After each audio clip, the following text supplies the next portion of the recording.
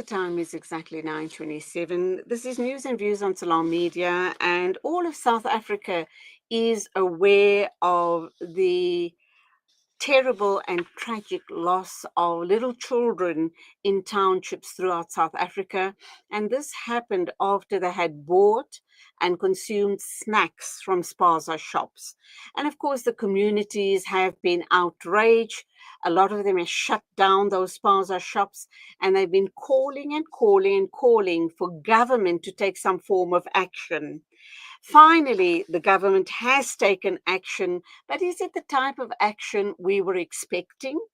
I think not. And that's exactly what we're going to be unpacking right now with Mampapatla Madikoto, Secretary General of the National Informal Traders Alliance of South Africa. A very good morning to you. Welcome to the program. And representing the hawkers in Greater Gauteng or Johannesburg, we do believe people are absolutely outraged by the action taken by government. Talk to us about it.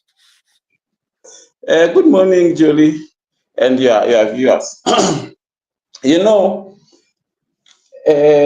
First we wanted to pass our sympathy to the families of those who all lost their children during this tragic process of food poisoning.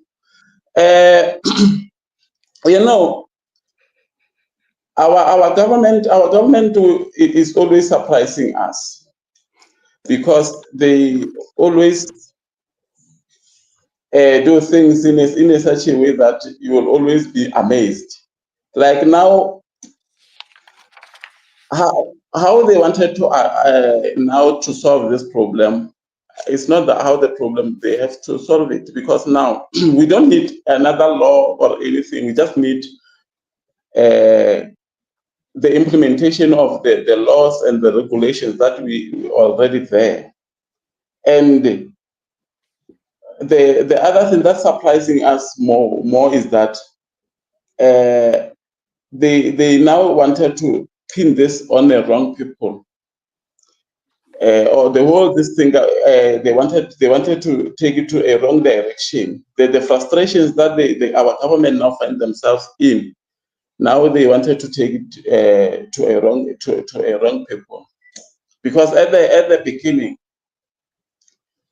when they leave our food security in the hands of the foreigners without any monitoring and everything, this is what we were supposed to expect from the beginning, that we will have the problems at the end of the day. And then yes, now we are in the problems, and the society now is frustrated. Even the government themselves, now they are frustrated, and they don't handle their frustrations very well. Okay, so let me ask you this question. Your picture is just frozen there. The action that the government has taken has been to ban hawkers from trading outside of schools, selling snacks and foods and sandwiches and scones and fat cakes and stuff like that outside of schools. But those hawkers are South Africans. Would I be correct? They are governed by NITASA, that is your organization. So that's the first part of the question. The second part of the question then is, does NITASA not monitor the spaza shops? Does that not fall under your jurisdiction? Okay, we just seem to have lost connection with Mampapatla Madikoto talking about a very important issue here. Let's see if our technical producer can try and reconnect. In the meantime, we're going to take an ad break, so please stay with us.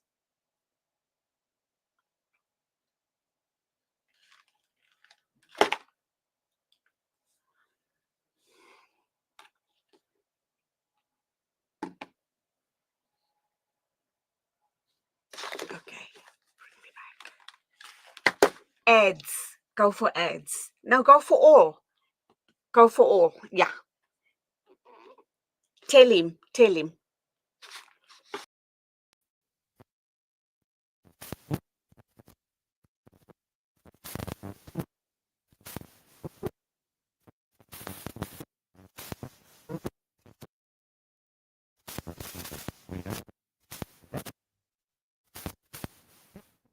The Africa of your dreams, and surround yourself with her spectacular beauty. Relax beneath her serene sunsets and explore wildlife at its natural best. It's where the pride of Africa comes together. The Kwantu Private Game Reserve. Get to know the Big Five or cruise on an elephant safari game drive. Interact with lion and tiger cubs and enjoy world-class halal cuisine while we pamper you during your 5-star stay. Indulge in the true African experience. For reservations, call now on 042-203-1400 or visit kwantu.co.za.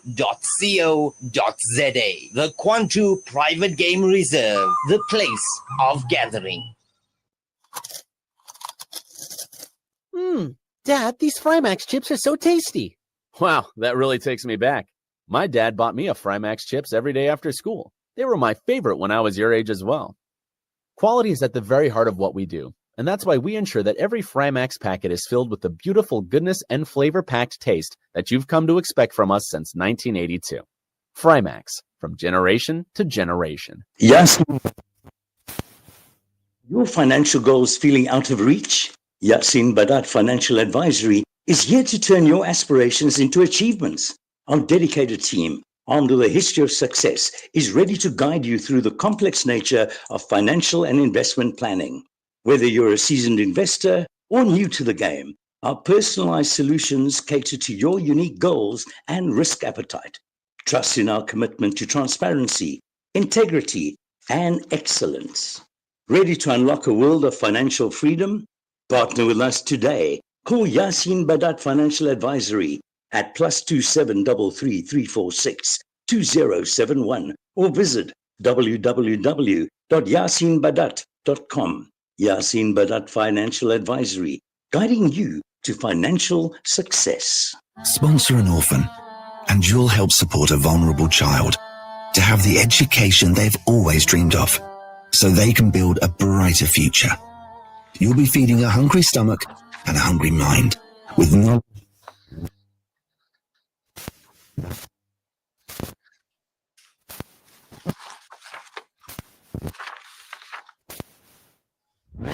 Connect and stay ahead with Salam Media. This is Salam Media, coming to you live from South Africa. It is exactly 9:35. News and views moving along, and I see that Mampapatla Madikoto is back with us. We lost you just now. Welcome back. And of course, I've asked you to respond to the fact that government has banned selling of food outside of schools throughout the country. And of course, Nitasa is outraged by this action by government. Why are you outraged? Explain to us. As I indicated before, that our government is taking their frustration to the wrong people. Those people who are vending outside the schools or at the schools premises, they didn't contribute anything to the problem that we are having now, because as you check all the incidents, there is no any incident that is directly linked to those people. And the second thing is that those people, they all the things that they are selling there, they are not the ones who are manufacturing them. So they buy those things somewhere and bring them to sell. And the other thing is that, how can you say to a local person who's selling at the school, saying, stop selling because whatever you are selling, we think that is the one that causes the problem that we are having. But at the neighbor of the same school, there is an attack shop of a foreign national, and you allow that foreign national to continue to continue the business as usual. Well, they sell the very same thing, which they buy from the same wholesalers. This doesn't say anything. It doesn't add up according to me. And and the other thing is that you can't just wake up in the morning and saying, because we are having a problem, without any facts, without anything, and then saying no, you are the cause of our problem. I was in the meeting with the Department of Education in Limpopo, where this thing started from, and the department, they didn't even be able to link any of the incident that they had in Limpopo with the vendors, with those vendors. So you see, because of our government now is frustrated, they just need somebody to take out their frustrations. But now they just choose the group of the vendors or the group of the informal traders, because they are the ones who are vulnerable, and they are ones who according to them, they are easy and simple to attack, so that they will send a message to the society saying we are doing something about the problem. That is not, it's not solving of the problem. Okay. All right. So what is NITASA going to do about this? Because from what I understand, a lot of the people that are selling snacks outside of schools are local people, number one. And number two, they are the sole breadwinners of their particular families. So by the government having shut them down, how are they going to survive till the government decides what's the best action going forward? Now, what we are doing now, we are busy engaging the government, even though the process is very slow, because the government, they just respond very slow when we wanted to talk to them. But we are busy engaging them and then trying to show them that actually what they are doing is very wrong, and is even constitutionally is wrong.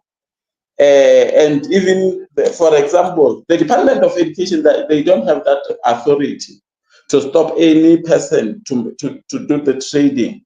It's only the municipality and the Department of Small Business at the national, or in the provinces, the Department of Economic Development and the municipalities who can do that.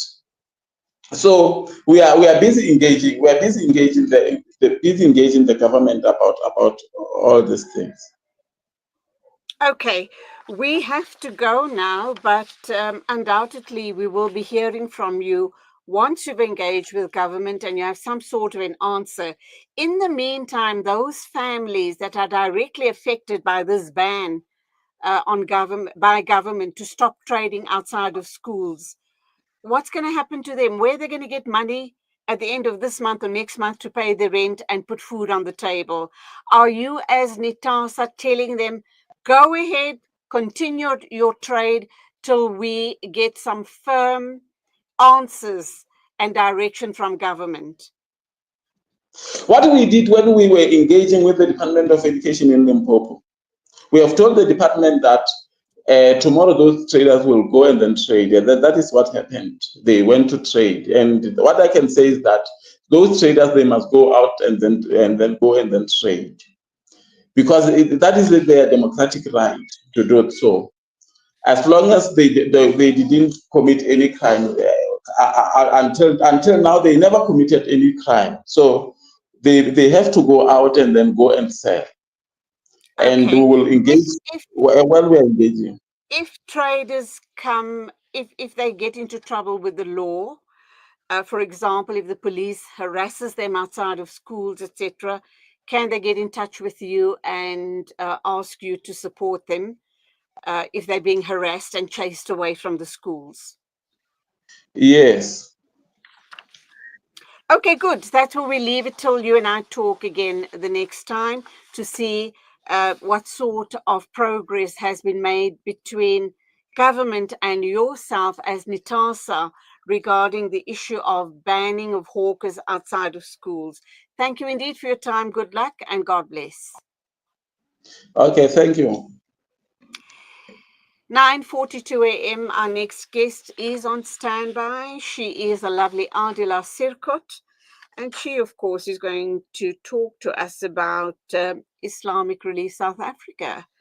She is the regional fundraising coordinator. We are here in the middle of a Zahra neighborhood. The whole neighborhood is already destroyed. More than 17 towers are down.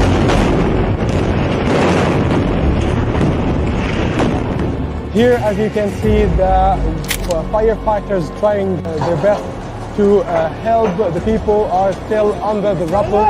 A lot of the people. Join Hamza on his exclusive South African tour as he shares his personal experiences, never before seen footage, and powerful insights on the ongoing genocide in Gaza. This is more than just a talk.